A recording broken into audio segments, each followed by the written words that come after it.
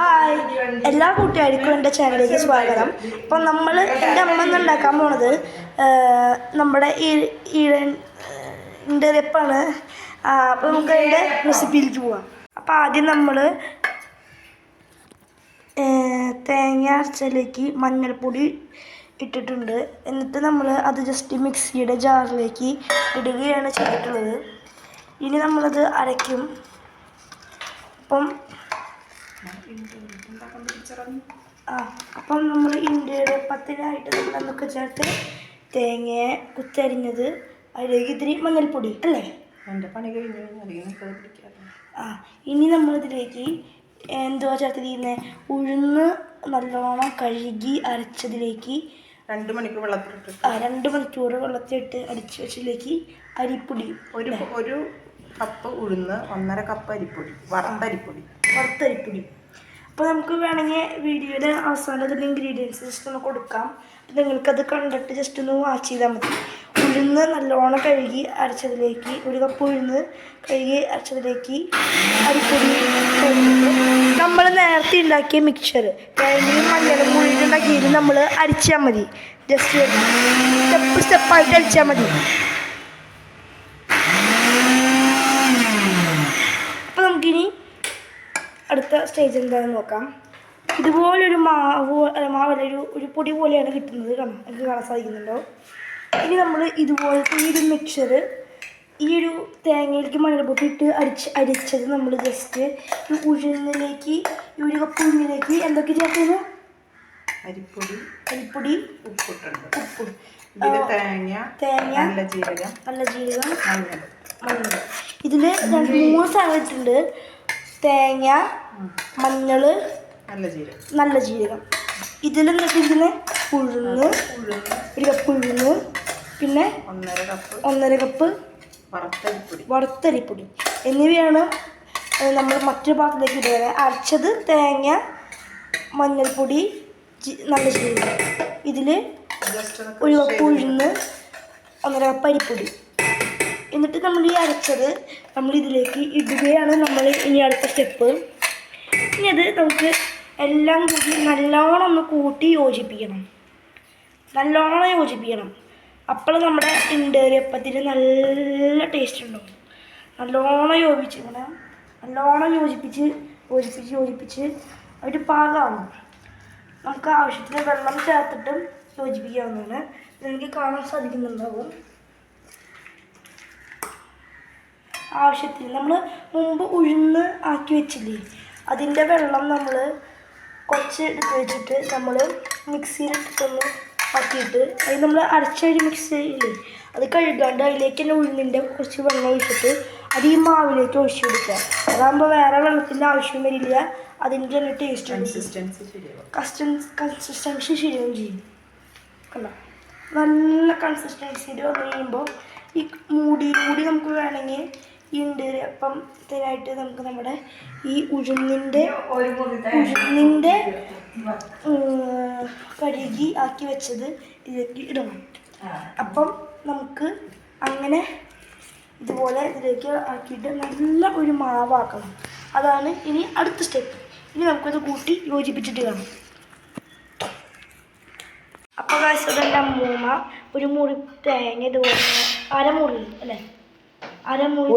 ഒരു മുറി തേങ്ങ ഇതുപോലെ ചെറുതാക്കി കുഞ്ഞുകുഞ്ഞാക്കിയിട്ട് നമ്മൾ ഉണ്ണിയപ്പത്തിനൊക്കെ ഇടുന്ന പോലെ അരിഞ്ഞു കൊടുക്കണം.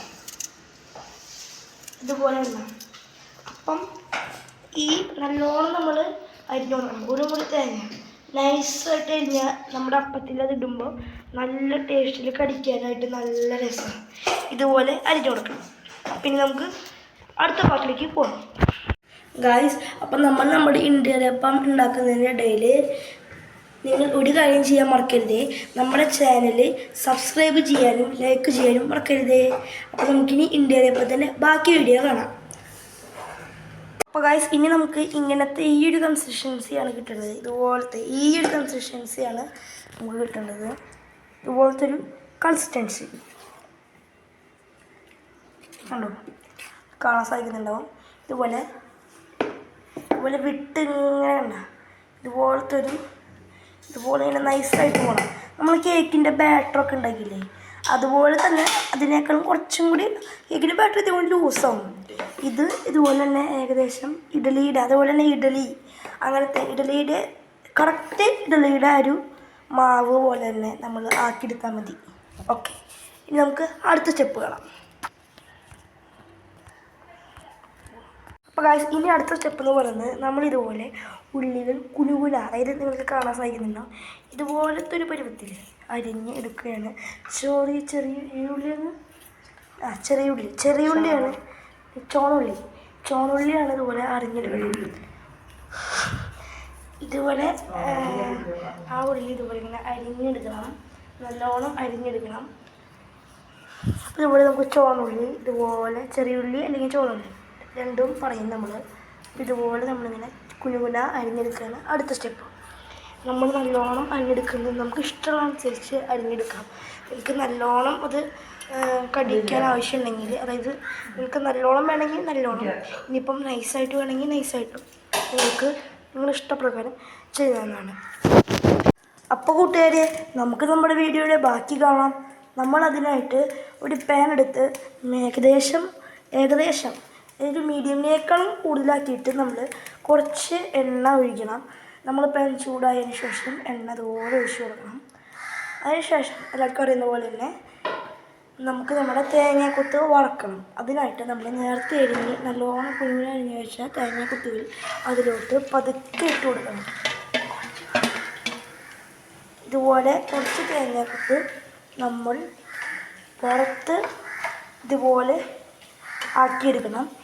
ഇതുപോലെ കുറച്ച് നേരം കൂടി കഴിഞ്ഞ് കഴിഞ്ഞാൽ അടിപൊളിയായിട്ട് ഇങ്ങനെ ഗോൾഡൻ നിറത്തിൽ കിട്ടും. അതായത് ചെറിയ ലൈറ്റ് ബ്രൗൺ, ലൈറ്റ് ഗോൾഡൻ എന്നാൽ ലൈറ്റ് ബ്രൗൺ അങ്ങനത്തെ ഒരു നിറമായി വരുമ്പോഴേക്കും നമുക്ക് ഓഫാക്കാം. ജസ്റ്റ് ഒന്ന് ഫ്രൈ ആയി വന്നാൽ മതി. എണ്ണയ്ക്ക് കുറവൊന്നും വരുത്തരുത്. എണ്ണ നല്ലോണം തന്നെ ഒഴിച്ച് അതിനെ വറുത്തെടുക്കണം. ഇനി തേങ്ങ നമുക്കിതുപോലെ ചെറുതായിട്ട് കുനുകുന അരിഞ്ഞാൽ മാത്രമാണ്, നമുക്കത് പ്രത്യേകം ശ്രദ്ധിക്കേണ്ട കാര്യമാണ്. കുനുകുന നമ്മുടെ ഉണ്ണിയപ്പത്തിന് അരിയണ പോലെ അരിഞ്ഞാൽ മതി. അപ്പോൾ നമുക്ക് ഇതുപോലെ അരിഞ്ഞുണ്ടാക്കിയ ഇത് നമ്മൾ നല്ലോണം അരിഞ്ഞില്ലേ, ജസ്റ്റ് ഒന്ന് മുരിയുന്നവരെ കാത്തിരിക്കണം.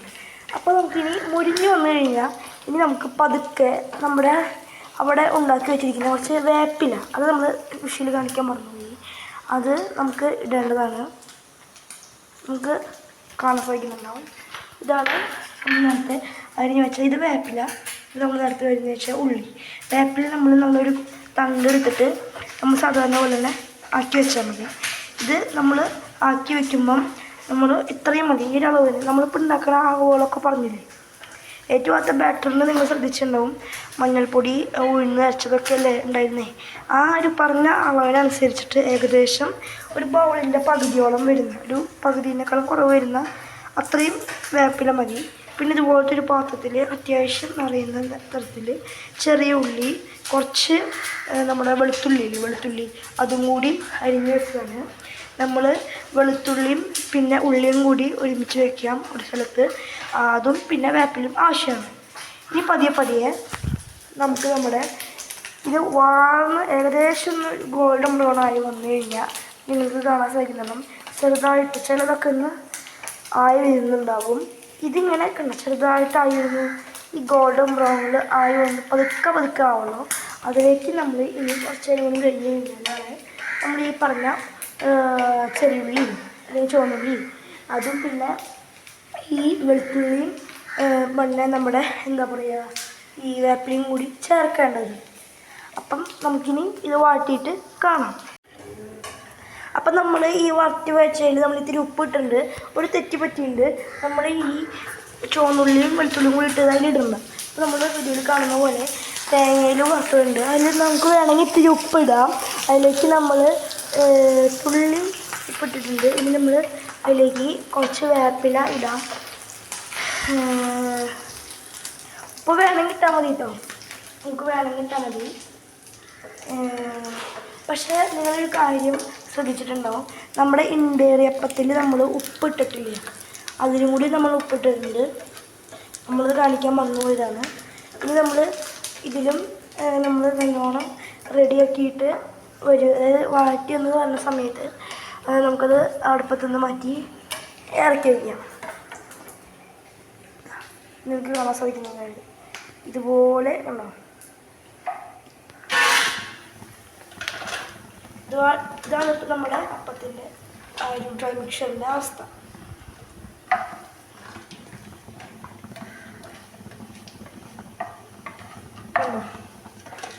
ഇതുപോലെ നമ്മൾ കുറച്ച് പാനിലേക്ക് ഇതുപോലെ എണ്ണ മാറ്റിയിട്ട് തട്ടി കൊടുക്കണം. എണ്ണ ഉണ്ടായാലിത് എണ്ണ പരമാവധി നിങ്ങൾ ഒഴിവാക്കാൻ ശ്രമിക്കുക. ഓക്കെ, അപ്പോൾ നമ്മൾ മാക്സിമം നമ്മൾ എണ്ണ ഇല്ലാണ്ടാണ് നമ്മൾ അതിലേക്ക് ഒരു പാത്രത്തിലേക്ക് നമ്മൾ വാങ്ങിയിടുക. ഇതുപോലെ എണ്ണ ഒഴിവാക്കാൻ ശ്രമിക്കുക. ആ എണ്ണ നിങ്ങൾക്ക് വേസ്റ്റ് ആവുന്നില്ല. ഇനി വേറെ വല്ലതും വറക്കണമെന്നുണ്ടെങ്കിൽ ആ എണ്ണ നമുക്ക് ഉപയോഗിക്കാവുന്നതാണ്. ഇനി നമുക്ക് ഉള്ളി ഇടാം. ഇതുപോലെ കണ്ടോ, നിങ്ങൾക്ക് വീഡിയോയിൽ കാണാൻ സാധിക്കുന്ന പോലെ ഉള്ളി ഇടാം. നമ്മൾ കുഞ്ഞാന്ന് വെച്ചാൽ ഉള്ളിയും വെളുത്തുള്ളിയും കൂടിയിട്ടാണ് ഇടുന്നത്. വെളുത്തുള്ളി 4 അല്ലിയൊക്കെ വേണ്ടോ. ഇതുപോലെ നമ്മൾ ഇട്ട് അതും ഒന്ന് മൂപ്പിച്ചിടുക. ലൈറ്റ് ഇത് ബ്രൗൺ ഒന്നും ആവണ്ട, ജസ്റ്റ് ഒന്ന് നമുക്കറിയാലോ ഉള്ളി എത്രയാവുമെന്ന്. ആ ഒരു പരുവത്തിൽ, അതായത് നമുക്ക് വേണ്ട ഒരു പരുവത്തിൽ ആക്കിയെടുക്കാം.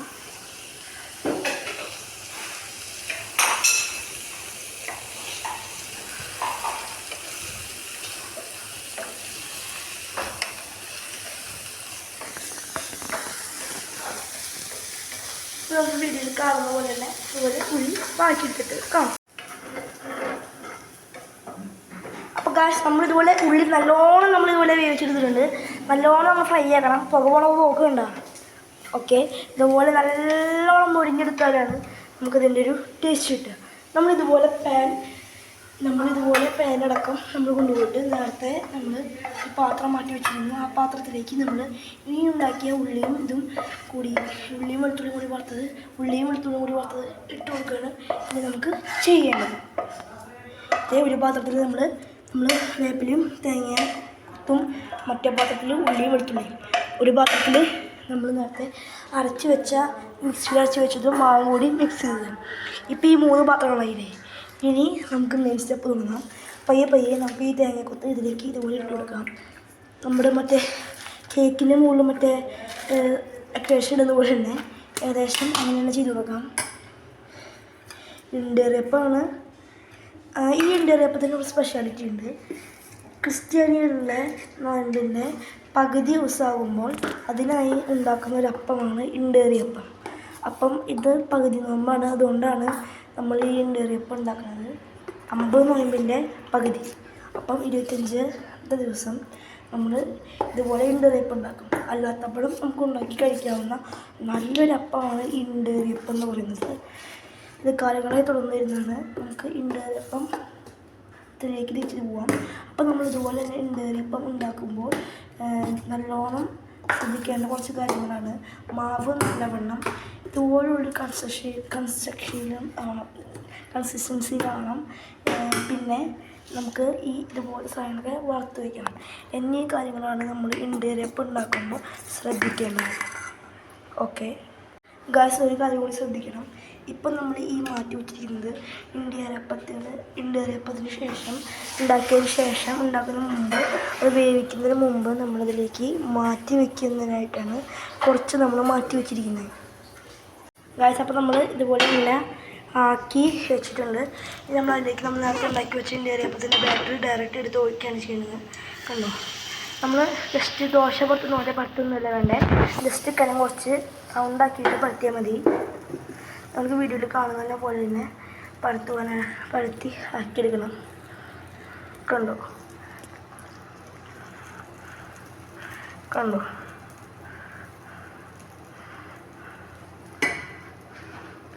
ഏകദേശം ഇത്രയും കട്ടി ഉണ്ടാവണം ഒരു ഇണ്ടേറിയപ്പത്തിന്. നമുക്ക് കാണാൻ സാധിക്കുന്നുണ്ടാവും.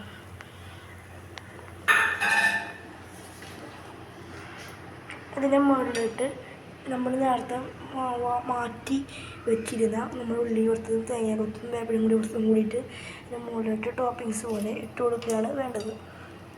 ഗായ്സ് നിങ്ങൾക്ക് കാണുന്ന പോലെ ഇട്ട് കൊടുത്തു കഴിഞ്ഞാൽ നമുക്ക് നമ്മുടെ ഇൻഡയറക്റ്റിൻ്റെ ലുക്ക് കിട്ടും. അതില്ലെങ്കിലും കുഴപ്പമില്ല, പക്ഷെ ഇങ്ങനെ ചെയ്യുമ്പോൾ നമ്മുടെ ഇൻഡയറക്റ്റത്തിന് വേറൊരു ടേസ്റ്റ് തന്നെയാണ്. കണ്ടോ? ഇനി നമുക്ക് ഇപ്പം ചൂടായില്ല എന്ന് തോന്നുന്നുണ്ടെങ്കിൽ നമുക്കത് ആക്കി എടുക്കും തക്ക രീതിയിൽ നമ്മൾ ഇത്തിരി എണ്ണ നമ്മൾ ഒഴിച്ചു കൊടുക്കണം. വേണ്ടത് കണ്ടോ? ജസ്റ്റ് സൈഡിലേക്ക് ആക്കി കൊടുക്കണം. അതാകുമ്പം വിട്ടുപോരും. കുറച്ചിങ്ങനെ ചാടിപ്പിച്ച് കൊടുത്താൽ മതി. ഇതുപോലെ ആയി വരും. നമ്മൾ ഒഴിക്കുമ്പം ഒരു കയ്യിൽ എണ്ണ ഒഴിക്കാൻ ശ്രമിക്കുക. ഇതുപോലെ നോൺ സ്റ്റിക്ക് പാനിലാണ് ചെയ്യേണ്ടത്. അതാകുമ്പം നമുക്ക് സ്റ്റിക്ക് ആവാണ്ട് അടിപൊളിയായിട്ട് കിട്ടും. നമുക്ക് വീഡിയോയിൽ കാണാൻ പറ്റും. കണ്ടോ? ഒന്ന് വിട്ടു പോരാതെ പളപ്പൻ സാധനം കിട്ടും. നല്ല ചൂടായിട്ടുണ്ടാവും. കണ്ടോ?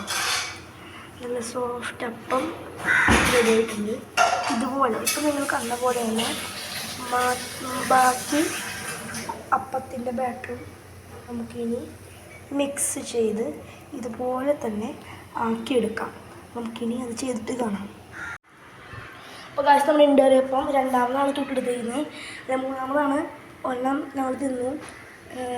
ഇനി രണ്ടാമത് ഇതുപോലെ ചുട്ടെടുത്തിട്ടുണ്ട്. അട്ടിപ്പൊളി ചേട്ടോ, അട്ടിപ്പൊളി. നമ്മൾ മുമ്പ് ചുട്ടെടുത്ത അപ്പം നൈസായിട്ട് ഇങ്ങനെ നമ്മൾ നോൺ സ്റ്റിക്കിൽ വറുത്താൽ ഇതുപോലെ അത് നമുക്കിനി ഇതുകൂടി കോഴി ഇടാം. നല്ല സാധനം കേട്ടോ. അങ്ങനെ ഇതായിരുന്നു നമ്മുടെ ഇൻഡയറക്റ്റത്തിൻ്റെ വീഡിയോ. പിന്നെ മറ്റൊരു വീഡിയോയുമായി കാണുന്നതായിരിക്കും. ബൈ. Thanks for watching.